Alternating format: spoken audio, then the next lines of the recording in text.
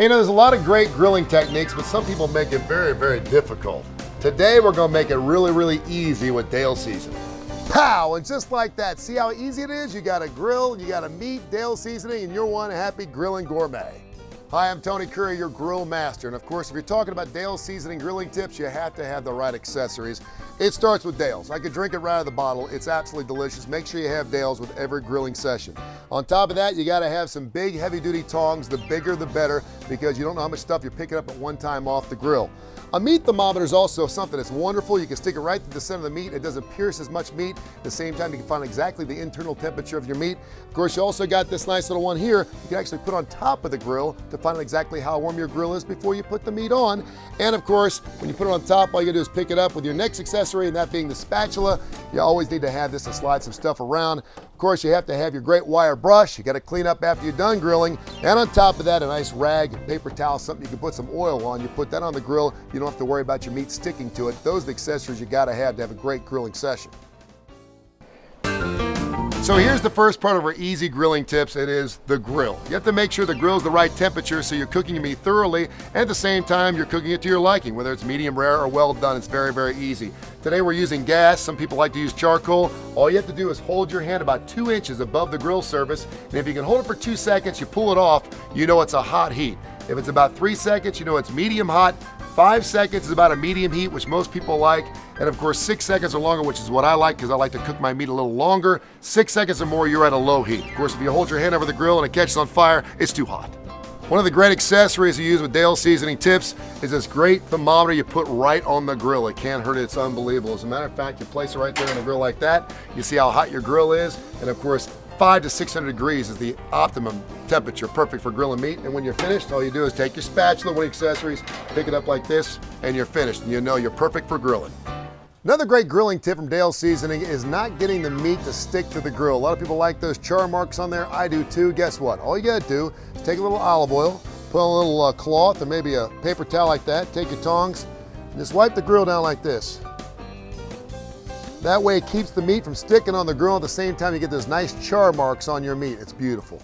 Now's one of my favorite parts, the meat. I love picking out the great piece of meat because I know once it goes with Dale seasoning, it's gonna take it over the top. Even lesser expensive pieces of meat, like say the sirloin right here, it is absolutely delicious with Dale's. It tenderizes it, makes it so juicy, so good. With a hamburger, I actually mix it up with the hamburger meat before I make the patties, put a little onion in there, a little green pepper, put an egg in there to hold it together. It is killer. The chicken, I love the chicken. Breast of chicken's good, but I like it with the skin on top because it actually holds the Dale seasoning inside the chicken. It is absolutely magnificent. Of course, the pork chops, I love pork chops. You can do it with bone in, bone out. And of course, ribeye. Speaking of bone, you can do it with a bone-in ribeye or just a regular ribeye. Absolutely delicious. A lot of people think about fillets. It's like, don't touch a fillet. It's a perfect piece of meat. You put Dale's on it, brings out some of that taste because there's not a lot of fat content in a filet. You're not gonna get a lot of taste out of it anyway. Don't overcook it. It's perfect with Dale's. You'll love it. Now comes the best part. If you're gonna get your grilling experience right, you gotta do it with Dale seasoning. I'm drooling all over myself just thinking about it. I love it. Right now we have 3 pieces of meat right in front of us. Of course, you can do it with chicken, you can do it with beef, you can do it with pork, swordfish, tuna, great seafood with Dale seasoning. All you gotta do, and it's about 20 minutes per piece of meat, or of course if you got more pieces of meat in the same dish, you pour a little over the chicken. I'm using the green label here, and of course the green label is a little less concentrated, so it's perfect for your chicken. Pour a little green label on the pork. And then as soon as you pour a little on there, douse it pretty good. Put it in the refrigerator, then flip it back over in about 10 minutes. Put some more on the other side, and about 20 minutes into the process, you're ready to hit the grill. And of course, when it comes to your beef, this wonderful looking ribeye right here, I mean, it is unbelievable. Pour that stuff all over there. Dale seasoning at its best.